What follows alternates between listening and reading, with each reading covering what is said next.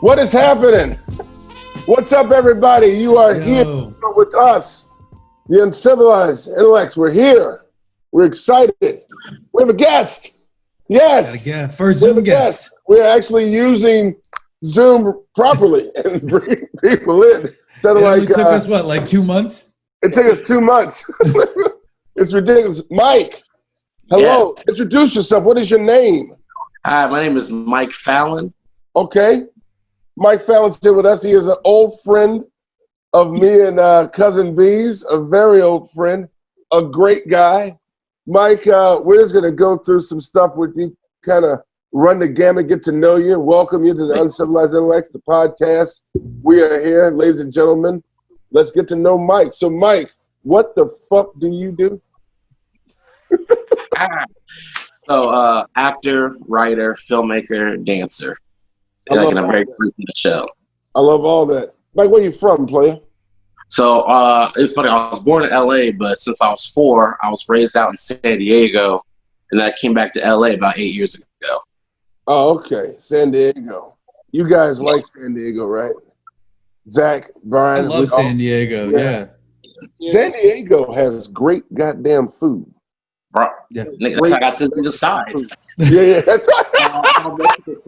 What's the name of that burger joint out there where you got like Ron Jeremy on the side of the building, like surfing on it? Isn't there a burger joint out there in San Diego? I have no clue. Hodad's.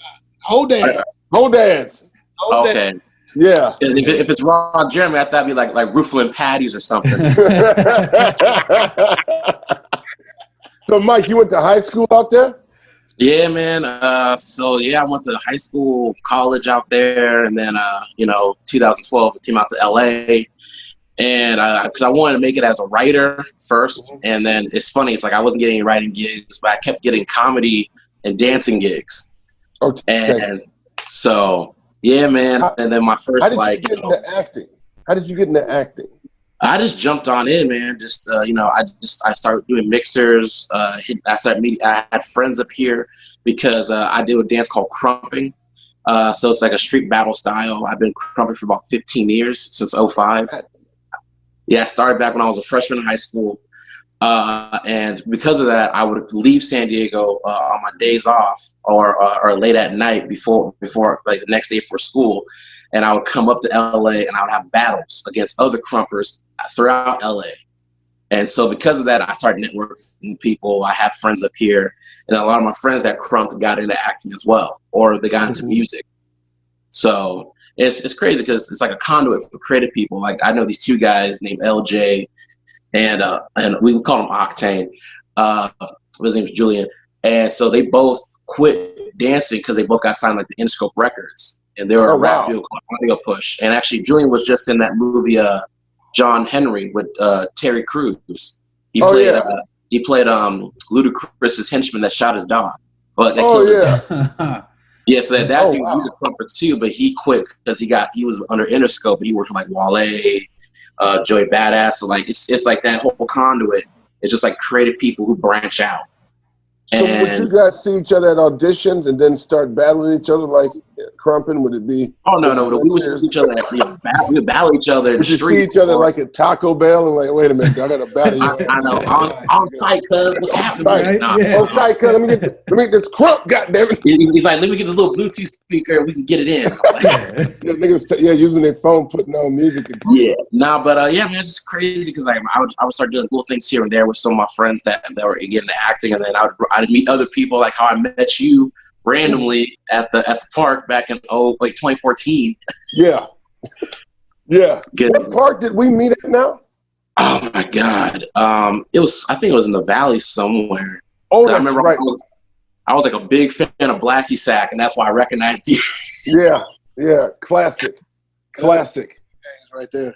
Yeah. So we still go places and he gets recognized by everybody, man. We got to go to Target. People like, oh my God, it's him. Let me take a picture.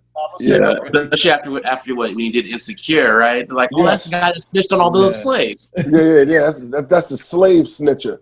Exactly. Now, people watching, Brian and Mike worked together on a show called Cracker Jackson, where Ian, with his crazy ass, played a white Samuel Jackson Yes. And Brian was the paper bag man. I think we put Brian in a. Hero. What'd you say? I was a superhero. Yeah, you were a superhero, but it was the paper bag man was the superhero. Yeah. I don't know what my superpower was, but I was supposed to be a superhero. No, I know what your power was. You were ready for Black Friday. That's what you were. Yeah. Yeah, Brian was, and then Mike was Crumptron. Oh my God, man. That was like my first ever like big production for a YouTube channel. Oh wow. Yeah, Nice. because that was like, it's funny because like y'all put me on for YouTube. Like my first like TV appearance with O'Neal McKnight on his TV show on Lifetime called oh my God, how am I blanking out? Kosher Soul. Yeah. Kosher Soul, because it was about him being black and becoming Jewish. Yeah. And Yeah, TV show for that. Sammy Davis Jr. and shit. Yeah, but like a couple shades darker and he could dance. And then I got to do La La Land, which was a crazy opportunity. So I'm one of the freeway dancers in the opening for that. Really? Yeah. That's wild. So like man. if you watch the movie, because I actually know Damien Chazelle.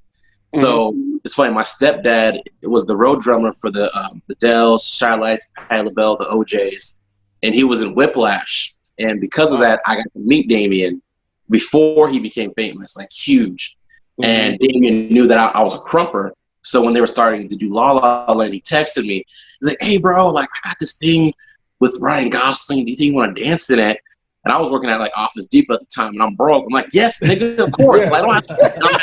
Like, of course, I didn't tell him that. I'm just like, my mind. I'm like, "I'm broke. Thank you. Let's do this." I'm broke, nigga. Exactly. So it's funny. So me and my homie Aaron, he's like like one of the first generation of crumpers ever, because Krump started in 2000. And he was actually what we had called was a Krump King. So me and him were in the beginning of La La Land together in the opening scene. Even though I went first and he went after me, we're the first two Krumpers to represent our style in an Oscar-winning movie. Wow. And it was crazy because it's like, Krump's been like working its way up into different parts of the media, different parts of like TV, movies, video games. We have some of our homies who did some crumping for the last NBA 2K video game. Named Concrete B-Dash. So it just felt really, I didn't know, like I knew it was gonna be dope because he did Whiplash, but I didn't understand how crazy La La Land was gonna get, and that us crumping in it made it to where we put our style on like a whole different platform. Let me ask you something now, Crumping. How did it actually, the dancing of it started? It almost looks like somebody might have started to trip over something, then they caught Jesus Christ. Here we go. They slipped on some chili. Brian, what'd you say? That come before or after the I think it came before the Harlem Shake. No, it came probably after. I think the Harlem Shake was like in the 90s. That's like a long dance. Okay. So I remember like Little Romeo doing that in Honey back in the day. Yeah. Hold on, dude. I gotta leave the podcast. Did you just bring up Honey and Little Romeo? Yes, I did. Okay, I'll be back in 2 seconds. Keep talking. Oh. So basically, crumping started. Honey and Little Romeo. All right. So basically, to make a very long story short, there was another dance style that started in 1992 called clowning. It was made in South Central because it was supposed to be something as an alternative for kids, not to do gang banging and stuff of that nature. It was more like an entertainment type dance. Two of the best clown dancers are dancers known as Tight Eyes, because he's black, but his eyes are a little slanted, so it's like tight eyes. And the other one is a black Puerto Rican dude named Big Mijo. And they were the two of the best clown dancers, period. And they wanted to add new elements to it, including battling. And they were like, "No, this is for entertainment.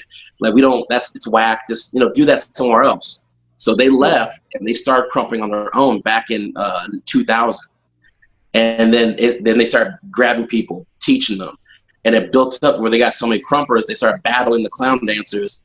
And they grew so popular that they outgrew the clown dancers, incorporating half of them. The other ones quit or claimed that they started Krump when they did it. It was just these two dudes, Tight Eyes and Big Mijo. And it became so huge, it's now international. And they had a documentary called Rise, which they filmed in 2002 and came out in 2005. And I'm one of the people that watched it as a kid when I was like 14, and that was what got me into crumping. And it's funny, in Krump, you can have like a dance name. Like mine's Kingdom Kid. And if someone is beneath you, like we call them your little homie, they're like your student, they're part of your fam. And they have a rank in front of their name, like Junior Kingdom Kid, Little Kingdom Kid, so on and so forth.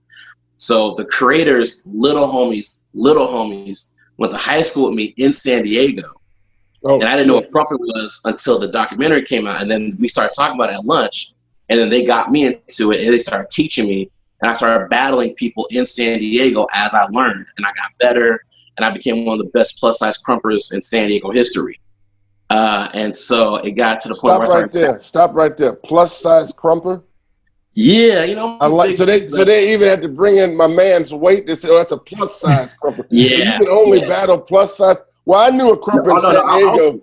No, bro, I was blogging skinny people, bro. I was dusting skinny people too, bro. I got footage. Now, I had a crump dancer in San Diego. His name was Poke Sausage. So I don't know if you ever battled little like baby poke sausage. Nah, not at all. But it sounds like some dances of West Hollywood. You know what I'm saying? Poke sausage. Mike, you're a goddamn genius right now. Dude. I'm just saying, bro. That sounds like a panhandle. You find somebody on Grindr or something. Hey, dude, Mike. So the shit basically, when I came out from New York, I met a homie of mine. His name was Day Day. He was like in Hoover Crips. Then he was like, oh, there's Little Day. Then there's Baby Day. So the crumping kind of is like the gangs where there's like a main, a little, a baby. Yeah, because they do that so that way instead of you having to do the bullshit on the streets where, instead of you selling drugs or, instead of you getting caught up, be like, where you from? All that other BS. With this, it's like you can say like where you from? Like, nah, I'm a crumper. I just dance. That's my thing. And because not everybody's an athlete, not everybody's a rapper. Some people do this, love to dance. And a lot of my homies that I met through this are ex-gangbangers. And a lot of people who did gangbang quit because they fell so heavily in love with this medium. Yeah. So it's like it started like recruiting people and be like, listen, you can be more than what you are. Yeah. And it changed people's lives like mine. It's like I didn't know it taught me like, like how do I say this? It taught me skills such as like team collaboration, like it increased my social skills, basically taught me to be more creative and think outside the box. And it led me to start doing video editing and other things that I want to get into. Yeah. So that's why I feel blessed that I found it, because it's like it changed my life for the better. And because of that, it led me to be in an Oscar-winning movie unexpectedly. So. Yeah, and also you're dope as fuck at it. Just for the record, like you saw the video? Yeah, man, I put it up on Instagram. It's legit. Yeah. Oh, I appreciate it. Because the thing is, I've had people call me out because of how I look, and I had one dude. This was like in 2010. It was like my 6th year dancing. It was his first week, and he called me out. He was like this buff black dude who was learning how to crump from my friend. He's like, "Well, I want to battle you because you're fat. So I know you can't keep up with me." And I was like, "Oh, word? Okay, sure." And bro, I mollywalked him in front of the Krump community in Las Vegas. We battled at Planet Hollywood. Man, it was like almost like domestic violence. How different our dancing was. And bro, and afterwards, he's like, "Oh, I'm gonna train. We're gonna get a rematch." I'm like, "Whenever you're ready, cuz I'm ready." It's been 10 years. He ain't danced since. No. That's why I try to tell you, man. It's like you gotta respect people when you first meet them. Don't judge them how they look, especially when it comes to dance. Hold on, Mike. No, he's fixing it. Yeah. Yeah. Technical difficulties, everybody. He's so excited. He crumped. The phone started crumping. The motherfucking phone crumped his ass out of that motherfucker. Mike, the crumping, you're a legend with that shit. Obviously. I want to segue into something that is amazing to me, even more amazing than the crumping, because when I met you, you like a kid. You're still young guy, you're a dancer. And then all of a sudden, we're Facebook friends and shit, with Brian and everybody. And then next thing I know, you're on the red carpet. I'm like, is this nigga with Brad Pitt or some shit? What the fuck is this nigga? This is a nigga from the park. How did this happen? How the fuck did you get on the red carpet? Well, for which movie? When you're interviewing people, like you got like your own, let's go into that. Okay, so I saw you just resituated. Also, you're like, oh shit, let me get into this. Well, let me get into how I start interviewing people. So, Back in 2015, I went to Long Beach Comic Con, and that's when I first started doing interviews. Cause for a while, I was like, I want to start doing interviews because I remember, like right before then, in 2015, they announced Spider-Man was going to be in Captain America: Civil War, and I did like a little video on it, and I was like, this is pretty cool. I think I can get into this. And then that same year is when Daredevil came out, and it's funny. I started seeing my boy Peter Shinkoda, and he plays the ninja Nobu on Daredevil, one of the villains. Oh, wow. And so we became cool because I've been going to Comic Cons like crazy, bro. It's like my second home. And I was like, "Hey, Peter, is it cool if I interview?" He's like, "Yeah, man." Because like Peter, it's funny because this dude's Canadian, nicest dude. And like I remember we became friends. He's like, "You want a hug?" I'm like, "Bro, I saw you like bleed people out and torture them on Netflix. I'm good." So like, I get that, because you see an actor that plays like a hardcore person or like a killer, and like they're really nice in real life. You got to discern the two. But yeah, man. So Peter, he cool peoples, and he let me interview him. And from there on out, I started doing interviews with different celebrities at different Comic Cons. From networking with people, I'd meet other celebrities, and then I'd interview them at different places. Yeah, and then from there on out, I had a friend named Tiro. He's from South Africa. Yeah. And he's a filmmaker and an editor. And he had a friend. She started booking people to do interviews on red carpets. And her name was Camilla, and I started doing a couple things here and there for a couple interviews for some like low budget or independent films that came out in theaters. And that's why I started doing those interviews for my show, Citizen Cinema.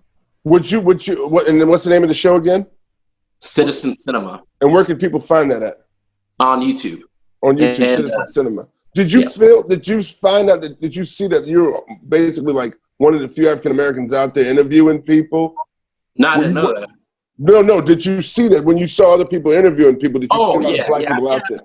I mean, that's nothing new to me. You know how it goes. It's like I know, and I want to talk about Comic-Con because a lot of things that people don't really say. I know you're like, oh, let's get we're gonna get into superhero shit. We're segueing into that. People, because all of us everybody loves superhero movies and all that. People don't realize. I think me and B do, and obviously Zach. There are a lot of black people that are into comic books. Superhero movies. When I was a kid in the 80s, I mean, it was already kind of nerdy for white kids to do it. If you were black, I mean, you had to go read the shit like under an oak tree somewhere. You had to hide. You know what I mean? Like in the bathroom, in the shower. Like it was like taboo. You know what I mean? So like, I felt it for my family too, because like my mom's side, they all live out here in the West Coast. My dad's people, they're all from the East. They're all from Brooklyn, Baltimore, Virginia. And like I used to get teased by some of my cousins. I used to get teased by some of my black friends out here. Like, oh, you're into that white people shit. I'm like, no, it's for everybody. But over the last like 10 years since Iron Man came out, and they see he's making billions of dollars, like, hey, Mike, like, yeah, I found this comic book. Is it worth anything? Like, I've had grown ass men inbox me like at 12 o'clock at night asking me about comic books and shit because they're not into it and they want to know if their comic books are worth anything. Yeah. And I'm like, first of all, don't hit me up at 12 o'clock at night because that's like booty call time. You can't just be inboxing me at 12 o'clock at night. It's a little suspect, I'm just saying. But talking about comics, I let it slide. But but yeah, man, and it's just for me, I literally it's crazy that you said this. I got into comic books because I used to watch the X-Men TV show back in the 90s, the cartoon.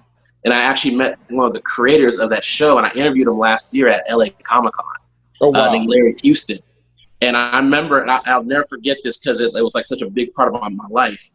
I went to Pizza Hut with my family, and they sold the first 2 episodes on VHS. And that's what started my addiction to Marvel and comics, and the snowball from there back in the 90s. Wow. And yeah, man, that's like one of my first memories. It's like I got the VHS because one was silver and one was old. And yeah, man, and this is crazy because it's like now representation is more important than ever. And I remember after I got those VHSs, my next vivid memory was I watched Robert Townsend's Meteor Man, and then Blank Man, and then Blade came out. Yeah, that's what changed it for everybody because it's like, with Meteor Man and Blank Man, they were dope films, but they're more on the safe side. You know what I mean? They weren't like too like in your face. Like, yeah, we're black, but we're equal. We're not threatening. Blade's like, nah, I will cut you. It's like it's over. Like, yeah. Wesley was beating everybody's ass. And then even though he got by that little black girl in the first movie, she beat his ass in that one scene with the vampires. Yep. Yeah, and it's just snowballed from there. It's just like everything's changing now. I mean, especially now in comics, it's like I'm seeing so many black creators now. One of the biggest people I'm seeing that's giving black people a lot of chances in the industry is Image Comics. They got so many crazy black titles I've been seeing now, and it's beautiful. And Nice. now, like, everybody's getting a piece of the pie, and like, it inspired me because, like, outside of all this, I also do write, and I'm working on some scripts, and I had some short films planned. I was going to do some of my original characters, but all that got destroyed because of COVID, so I got to wait until after to resume. Real quick, who's your favorite superhero? Blue Marvel. Blue Marvel? Y'all know about Blue Marvel? No. All right, let me break this down. I'm gonna make it very condensed so I don't waste the time of the podcast. Yeah. Blue Marvel is literally the second strongest human in Marvel Comics. He's a black man named Adam Brashear.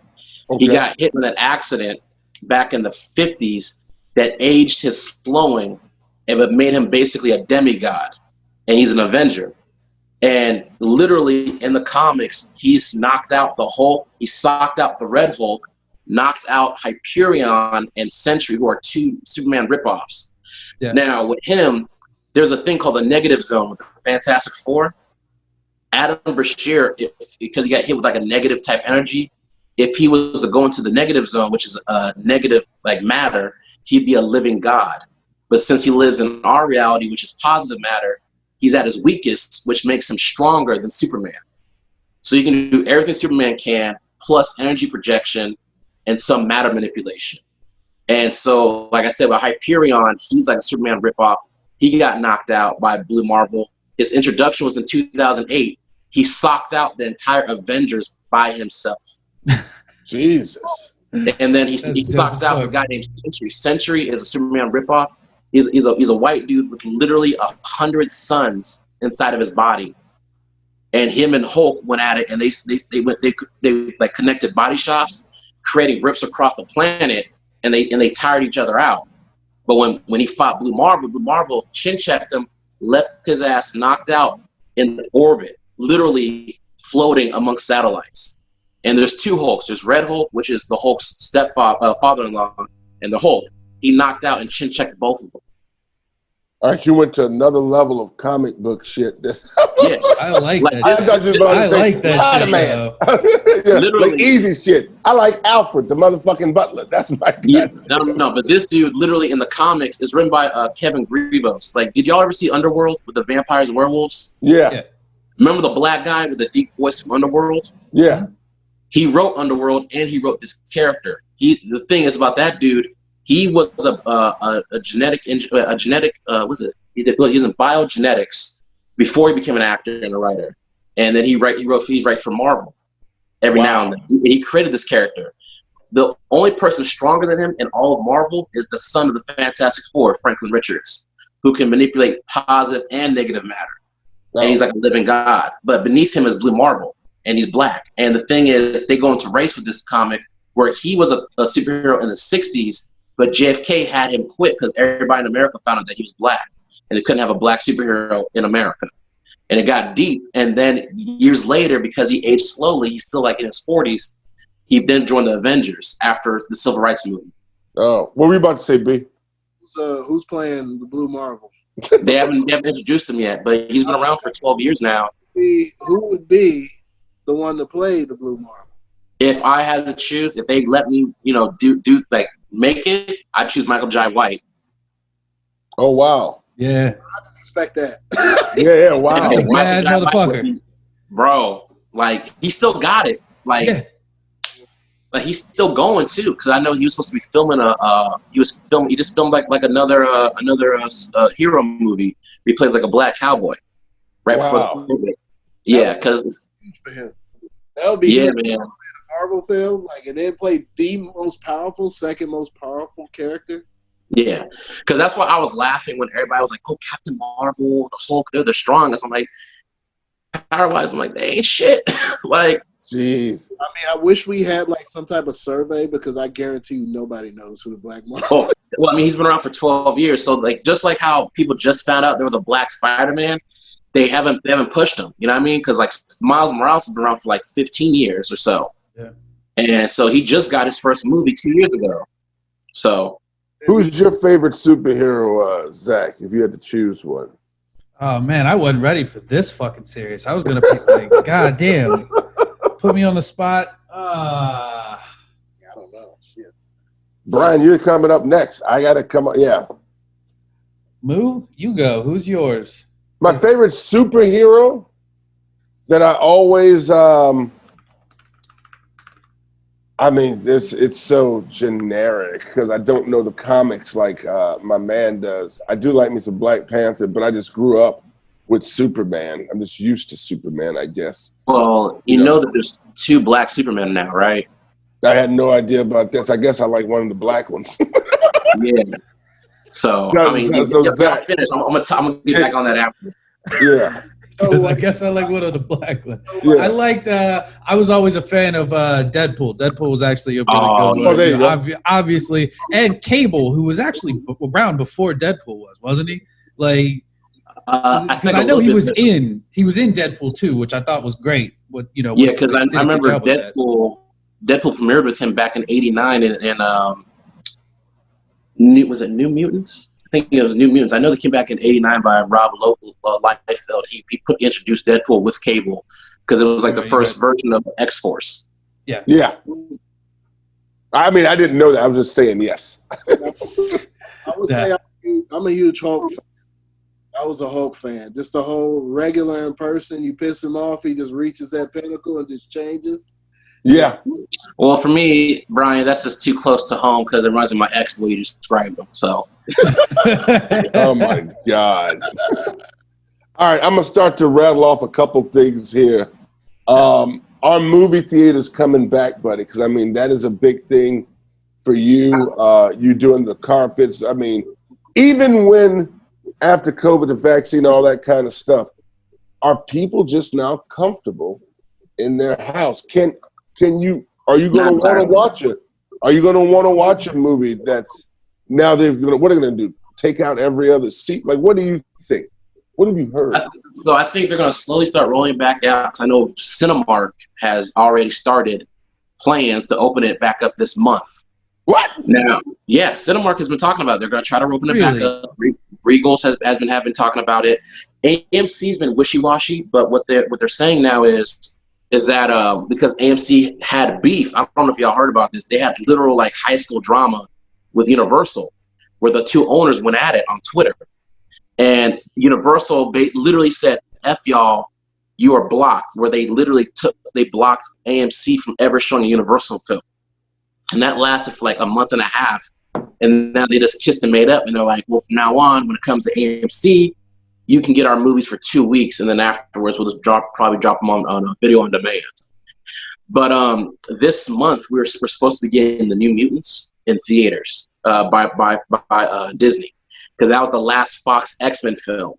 And I can't go into it, but I'm going to let you know I did see it last year at a test screening.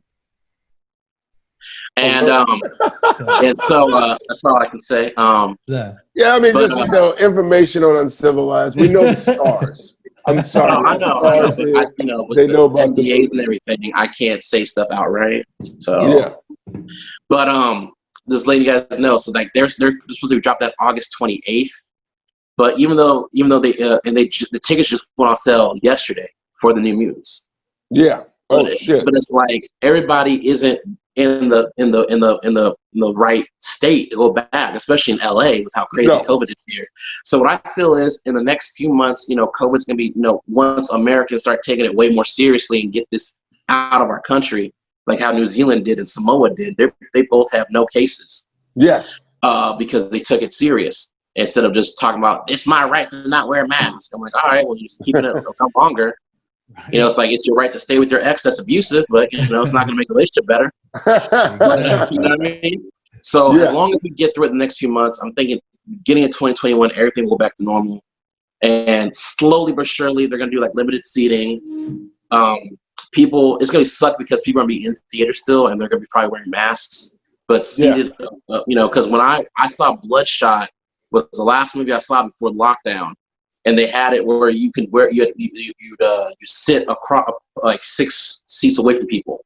God damn, and 6 seats away from. And they're only selling like half the tickets, or like 3/5 of the tickets, so that no theater was full. Yeah, and I understand that mindset, but the thing is, there's so many good movies that got put out of 2020 into 2021 that, in 2021 it's gonna be a bum rush of just movie after movie, worse than what it was before. It's gonna be oversaturated because people are playing catch up, and I feel that the theaters will get it on point to where we can go back. And even though people are comfortable at home watching films, I feel like even though watching at home is cool and comfortable, there's something nostalgic about going to the movie theater. Yeah, something. It's very immersive. Yeah, it's like it's a whole experience. Cool, but like if I'm watching like a 32-inch, that's nothing compared to an actual theater where you have Dolby surround sound. I paid like $23 a month for the AMC A-list. And that let me just watch 12 movies a month, and I would. Goddamn. And so I was going to all the opening nights. I was going to Dolby Theater, immersed. Yeah. And so I'd rather go to the theater than do it at home.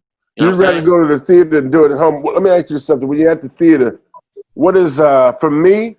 I went to the movies all the time. Brian knows that. Zach knows that, and I like just going by myself watching the Marvel ones. I'm one of those like kind of big, quiet Star Wars niggas. A lot of niggas know that shit. I'm a big old nigga, go see Star Wars like 3 or 4 fucking times. I know, because I got my order though, and I want to know everybody's motherfucking order.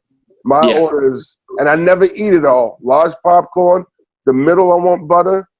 I'm a salted. The top butter me. I'm a salted. Probably why my goddamn blood pressure is 157 over 157. And then I do a medium Dr. Pepper, and that's my order. What's your order, Mike? Go. Tell me your order. All right. So I do large popcorn, drink, obviously. If I have the money at the time, probably I'll make sure I won't eat beforehand, so that way I have an appetite for it. I'll probably just get like a hot dog and a little bit of candy. That's about it. I like. Oh, you the full snacks. Brian, what you doing, baby? Nachos. This nigga rich. Damn, son. You Dominican? That's what's happening over there? It's the same price as the damn popcorn. That popcorn like $12 anyway. Nachos. I like that. Zach, what you doing? I'm fucking rich. I'm getting all of it. I go ham. I don't need it all, but I'm getting popcorn. I'm getting 2 hot dogs. I'm getting nachos with jalapenos. I'm getting some Reese Pieces. God damn. I'm getting fucking the Sour Patch Kids. Oh, you the Thanksgiving nigga at the theater. That's the nigga that's Thanksgiving dinner at the theater. Yeah. Mike, what have you ever, and I'm going around again, what is the most niggerish thing you've ever brought inside of the theater? One time I was with a girl in Chicago. It's black. I gotta answer this. We brought in her purse, she had hot links, 2 hot links with mustard and onions on it, and a bag of Jay's hot ones. So the chips are also hot. And it was in her purse. We just walked it into Chicago. But to be eating hot links in the movie theater is up there. And then I'm gonna end all of this with the most unbelievable thing I've ever seen. Go ahead, Mike. What have you brought in the theater? You're like, I know I shouldn't be doing this. So it was. I haven't done this since middle school. Yeah. So because it's like when we were in the mood for popcorn, me and my family would bring fried chicken. Straight up. In Tupperware. You hear that pause? Like in Tupperware, we each get our own little one. Like, just chilling. Like bring some drinks, and we be straight. Yeah. That's mine too. It was a bucket of KFC chicken. I brought that shit in under my fucking hoodie and sat there with a bucket. Ours like a little Tupperware. It was cool. Fat burger. You brought a fat burger in there, Brian? Girl's purse. I had like a couple. Oh. You know what?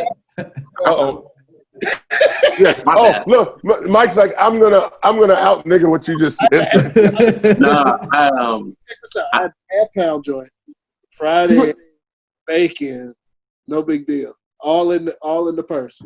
Brian, Jesus Friday, Christ. bacon, everything. I thought I was going to top what you guys just said with what I saw, but you stole it. And Zach also had it with the fried chicken. But I think the burger with the fried egg and bacon, because first of all, you're sitting in the theater, half pound. You're pulling back the wrapper, that fried egg and that bacon. Zach knows what I'm talking about. That fatty burger. Oh, it just winks at you. Y'all motherfuckers will make me go to fat. Look at Mike. Mike's like, I wasn't even thinking about motherfucking fat burger. And now you motherfuckers got. If somebody had a Wingstop in there, that would have been money. Oh, that'd have been money. Killed it right there. A little lemon pepper, Louisiana roll. Oh. Yeah. Oh man. I mean, Mike, you with the Uncivilized right now. We got Mike Fallin. He's just bringing goddamn the heat. I mean, he's well versed in comics, way more versed than anybody I definitely know, and really some really insightful shit. Really learning some shit with you here, Mike. I want to know, and I'm gonna go around. And Zach already, I can tell by his face. I don't know whether he's nervous or he got a fart, but he knows it's time. He's like both. I got a top 5 list. I got a couple of them, and we're gonna have to go around. And I want you to rattle them off because I know you know. Top 5 black comedy movies. Comedies or comic book movies? Comedy. I'm going to go first. I got to throw in there Coming to America. Look at Mike. Mike, like, we might agree on this. Hold on. Brian, what'd you say? Places. Oh, Trading Places. Yeah. Boomerang. Ooh, Boomerang. Right. Eddie Murphy's all in this. Yes. Yeah, I mean, America. Coming to America, Boomerang. I mean, Harlem Nights was a classic. Trading Places was classic. Beverly Hills Cop. Beverly Hills Cop was classic. Basically every Eddie Murphy movie. Golden Child. When the oatmeal had the blood in it. Oh man. My boy Peter Kwan was in that too. Oh, it was? Yeah. Yeah, I mean, Coming to America might be 1, 2, 3, 4, and 5. Just about sexual chocolate, the different motherfucking shit. Sexual chocolate. Yeah. Like, what is the black comedy? Fuck the top. What's the best black comedy movie in the last 10 years? 10 years. Shit. Look at Brian Lilly looked over the corner at a ghost because there's not. Can you think of one? Something's talking to me right now. Yeah, something's like what? Look at Mike. Mike's like 2010 to Mike. Let me make it. That's where we are. Okay. This is where we're getting into the juice of the podcast now. Now I'm like yelling at everybody. Let's go 20 years. You have 10 seconds to give me the best black comedy movie in the last 20 years. When did fucking Friday come out? 2. That wasn't after 2000. That was 3. Fucking still 95. Damn. Man. Richard Pryor too, huh? I'm gonna say Richard Pryor been dead. 6. I like Girls Trip. What'd you say? I like Girls Trip. Boom. I can go there. Because it's like nothing else. It's like nothing else was so in the last 10 to 15, 20 years. What has been potent like it was in the 90s? What has like hit you? Like Friday. Like Friday. No. Friday was in 97, right? Not exactly. 95. Yeah, 95. It was 95, yeah. Yeah. There's nothing really like, Will Packer and them, they've been putting out hits consistently. But, I mean, over the last 20 years, okay, let's do the last 40 years, right? Overall, because like the last 40 years when black cinema really solidified and crossed over to white people. Because in the 70s, we had black exploitation. A lot of white people weren't messing with it. But then from the 80s to now, that's when it became like very accepted by all non-blacks. So I would go Friday, definitely. Mm-hmm. It'd be Life. I love Life. That's my shit. Life's a hitter. Okay. Bro. Eddie Murphy and Mark Lawrence. Yeah. Okay. And Bernie Mac. Yeah, Bernie Mac. Miguel's in there too. Not the singer, but the Miguel Nunez was his last name. Oh yeah, Pretty Ricky is what they called him. Yeah. Off the Martin show. Pretty Ricky, what they called him. Exactly. So definitely. So Friday, Life. Coming to America. Coming to America, definitely. Yeah. But then also within the last 20 years, outside of Girls Trip, Think Like a Man. That was pretty funny. That was cool. I think what we're in because I'm gonna go. We're lacking black comedies. Yeah, and that's why I brought these up. We're seriously lacking them, and people think that shit's funny, and it really isn't. Like Brian rattled off so many movies, but shit, that was from the '80s. That's all. We really, other than Friday, we didn't bring up any from the fucking '90s, and we know niggas got jokes. I think what's happening though, and all of us can attest to this with Chappelle, is that comedy specials are more potent now. Mm. Netflix comedy, like, oh, what's the funniest? Oh, when Chappelle was up there, like, what is that? What did Chappelle say? Is that, what if I woke up and I was Chinese? Remember he did that fucking shit? He got drunk. But that's the kind of shit that's potent now. Netflix is really taking over the game for the comedy shit. You know what I mean? I watched Mike Epps had a Netflix comedy special. Wanda Sykes had one on Star. Deon Cole. Cole. So like, yeah. Monique almost had one. Monique almost had one. She's fighting for that one. You know what I mean? Mike, I got and you went to Uncivilized, right? I have a lot of fun with my buddy Mike Fallin and the guys. Horror movies. Now that's my jam. And these two know I'll go to a horror movie and boo-boo on myself in the motherfucking theater. I love watching that shit. I'm going to rattle off all, was it Blumhouse? Oh, Conjuring, Conjuring 2, Insidious 3, Annabelle. I'm done. The Baby Doll, Annabelle, get the fuck out of here. The Shining, original Shining, you better stop playing with me. I got you, Cuz. You ready for this? Yeah, please hit me. All right. The one thing that's better than The Shining, Dr. Sleep. Y'all know about Dr. Sleep? You're a Dr. Sleep guy. Dr. Sleep was good. I like Dr. Sleep. It was better to me because it delved deeper into the mythos, and it showed a better example of what the Shining abilities were. Yeah. And it showed it into a whole spectrum where there's more creatures. So it delved, because it didn't go so much into like the whole Stephen King universe. Because for those who don't know that are watching, and I don't know everybody's Stephen King knowledge here, but every Stephen King book is all part of one universe. Mm-hmm. And they connect it through a series called The Black Tower, and The Dark Tower. And The Dark Tower is basically, it's like this dimension, and it connects to every Stephen King book. And what happens is it's around since 1977. And they made it with Idris Elba and Matthew McConaughey about 3 years ago, but they ruined the editing from it. They cut out like 45 minutes of footage and it flopped. But basically, that's what The Dark Tower was. It was a combiner of all of them. Okay, so Dark Tower. Mike, give me 5. So you hit me. Give me 5. I'm gonna do definitely. So for me, Dr. Sleep easily, because I hate to say it shits on the original Shining to me. Okay. Get Out. Get Out. Yes, bro. Easy. Keep going. I'm gonna go with, we're talking about really scary shit. Nightlight shit. Okay. Mama, put the nightlight on. Annabelle. What? Yeah, Annabelle. Yeah, I saw it back in. Back in. In the other one you was talking about.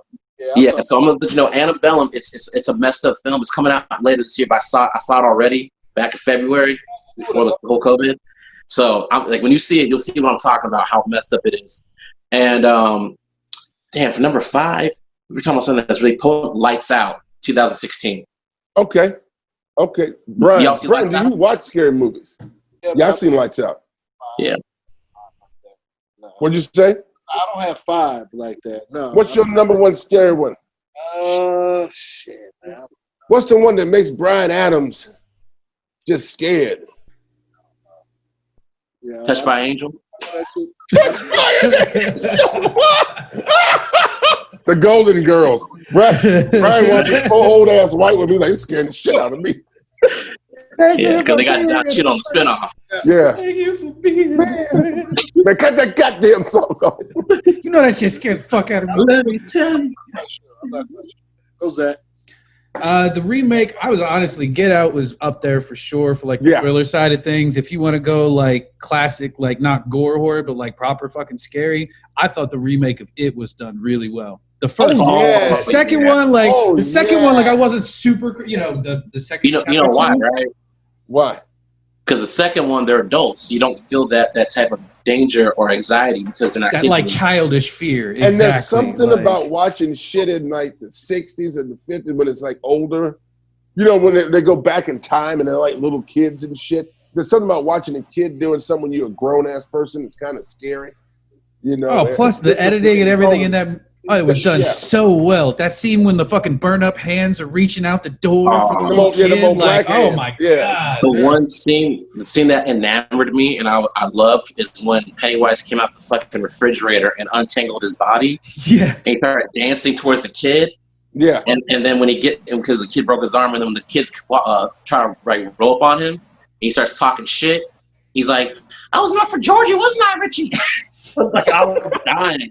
Because it's like, it's so fucking, it's like, you're about to kill this little white kid, and now you're punking the other white kid because you right. bit his little kid brother's arm off. Like, it's just something so fucking sadistic about some hood shit. Pennywise was on some hood shit.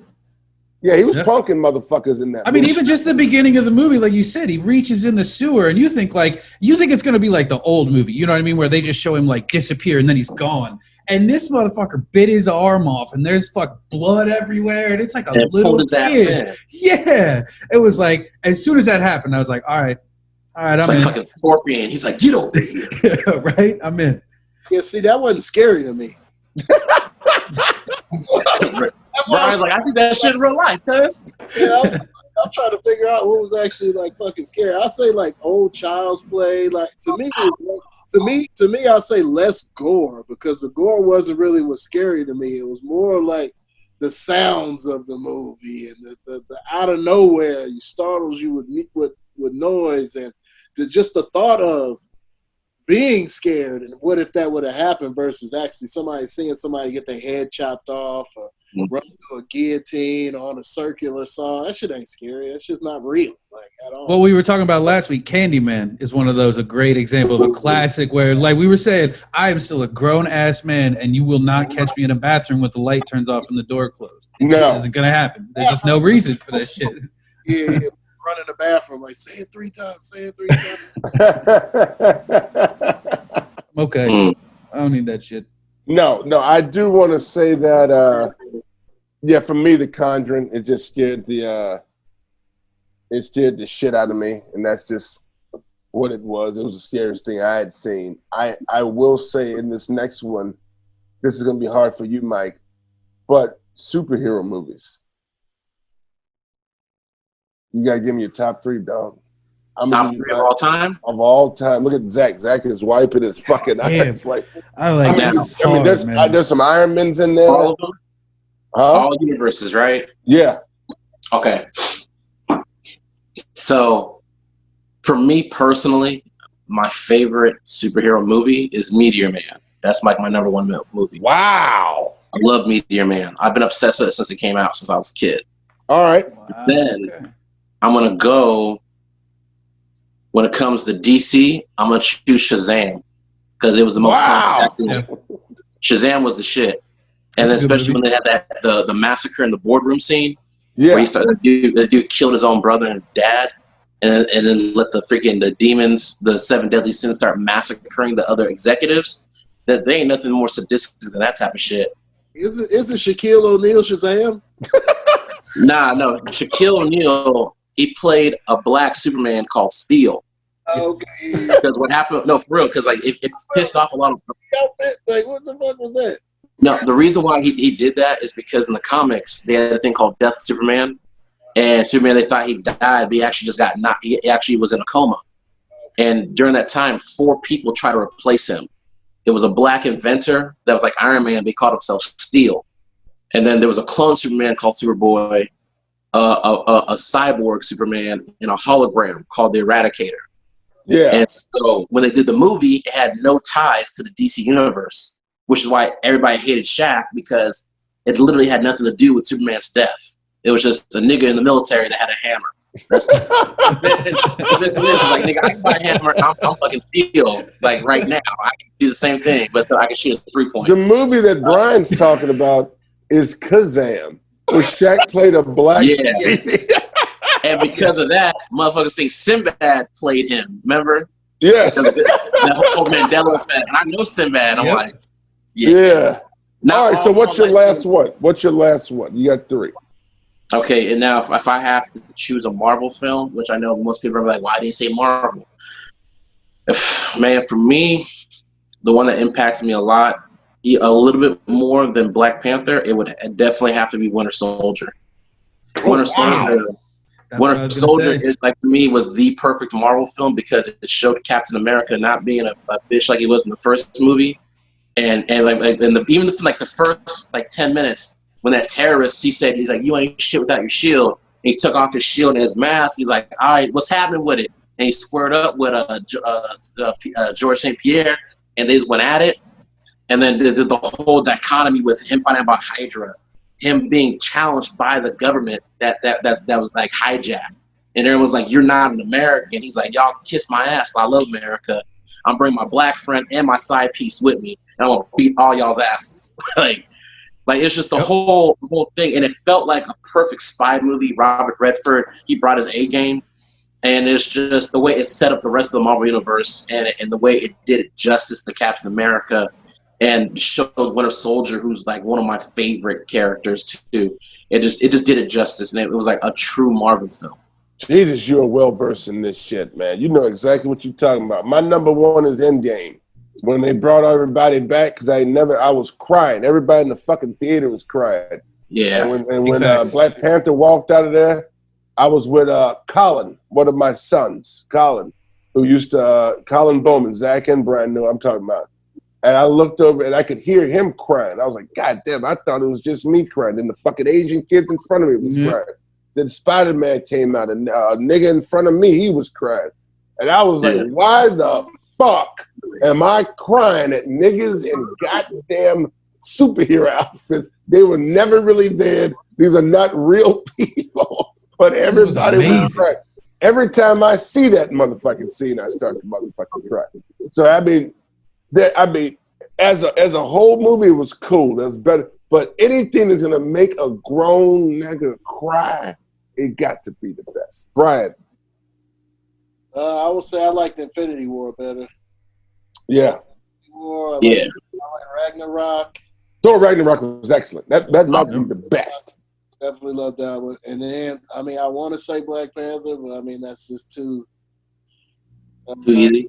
I don't necessarily want to say that one. So, yeah, Black Panther was. I mean, when you pull a nigga and say like, "Hey, how was Black Panther?" You're like, "It was cool. It was good." He could have a little bit more. There were parts of it that was just kind of lulled a little bit. You know what I mean? I was like, see, Thor Ragnarok, there was none of that. It was like jamming the whole time. Yep. Stanley cut that nigga's hair off. Yeah. We'll see what Panther 2 does. I think they got Janelle Monáe is a Storm. No, it's been rumored. Nothing confirmed. Nothing confirmed. Zach, what's your number 1?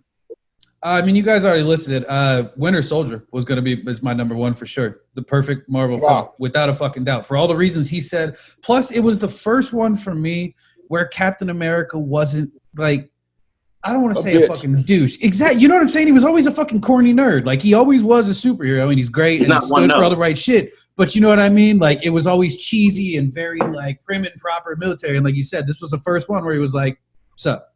Like, I'm going to fuck you up. Like, let's do it. And then Spider-Man, multiverse. The multiverse one. Oh, Spider-Man. Wow.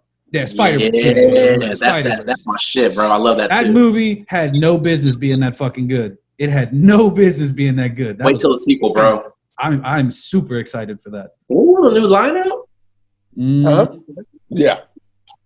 Yeah, I mean, for a while, if it wasn't a Marvel movie, it wasn't a superhero movie, the other movies weren't even making any money. My agent was saying, you know, like regular films, people just weren't even going to watch them. They had to have that Marvel superhero, whatever you want to call it, thing going on.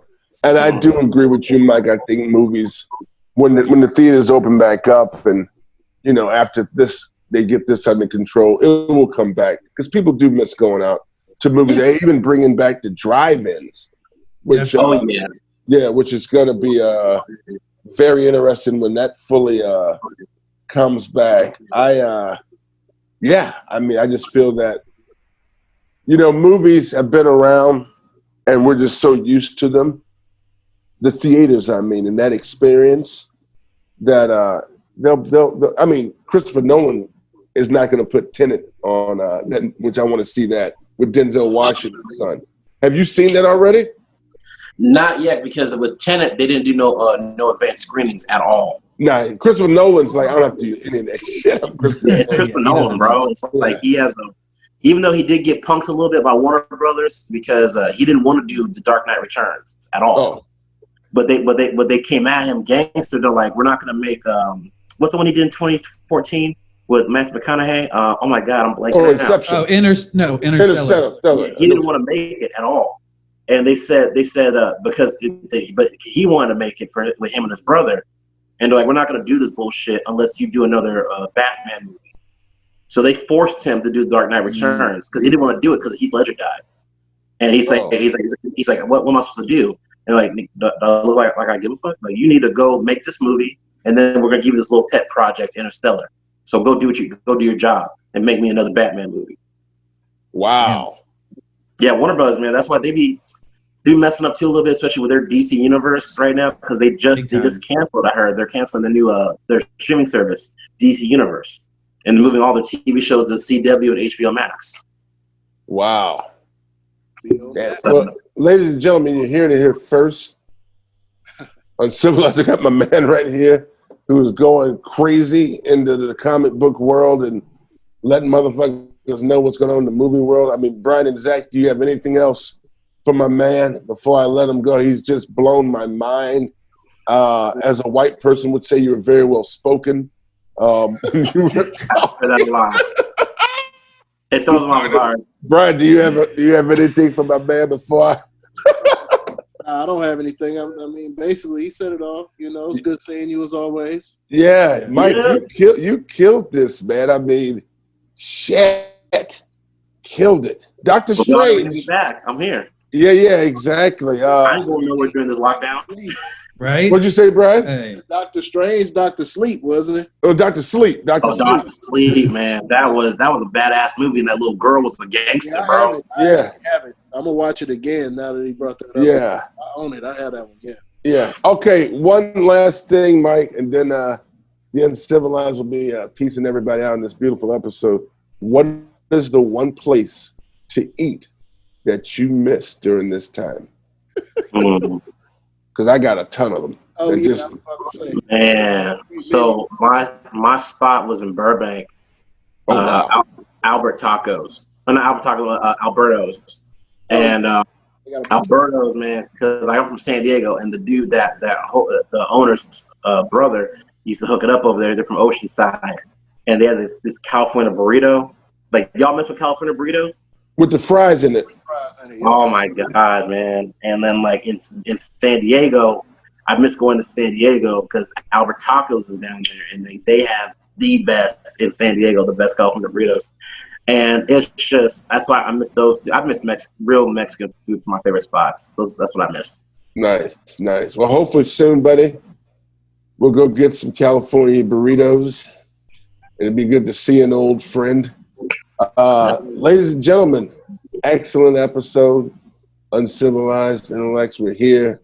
Mike, anything you want to plug? We want people to check you out. Yeah. If you guys want to check me out on social media, my Instagram is KingdomKid90, the number 90, not the full word, not spelled crazy, just as is.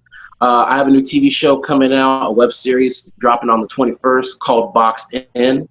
Basically, it is a Seinfeld living single type dramedy, but over Zoom. And it takes place at the beginning of the coronavirus lockdown. We're going to basically follow 5 friends who check with each other once a week during the lockdown to see how each person's doing. You see how each one of the 5 main characters' lives have been changed or challenged because of the lockdown. Nice. That's a dope good. concept. Well, there you go. I also have a television show coming out called I Ain't Got Nothing Coming Out. Mike, you got a lot of stuff going. Hey, cuz I'm trying, man. I gotta keep busy. I can't You stay do. still. I mean, a lot of people during this time they don't have the spirit going. They're not doing anything. A lot of people are moving. You'll see it on the street.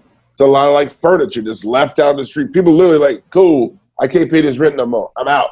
So I'm good for you for staying busy, keeping at it, man, and keeping the dream alive. It's been great having you, Mike. Good to see you. Appreciate it. Let me say something. It's the best time to create for yourself. Oh, yeah. Yeah, because this is a huge example. This could happen again. You could be fired from your job again. You could be stuck with no income again. So take some time for self. Create an idea, believe in it, and achieve with it. Yeah, this is the time. All right, guys. Uncivilized Intellects, we're out. This has been Mike Fallin. Got Brian, Zach, and I'm Moo. I'll see you guys later. Peace in the East. Thank you, Mike. Those fellas. Appreciate you, Mike. Yeah. Of course, man. Miss y'all, man. Miss you too. Be good. Yeah. Bye, niggas.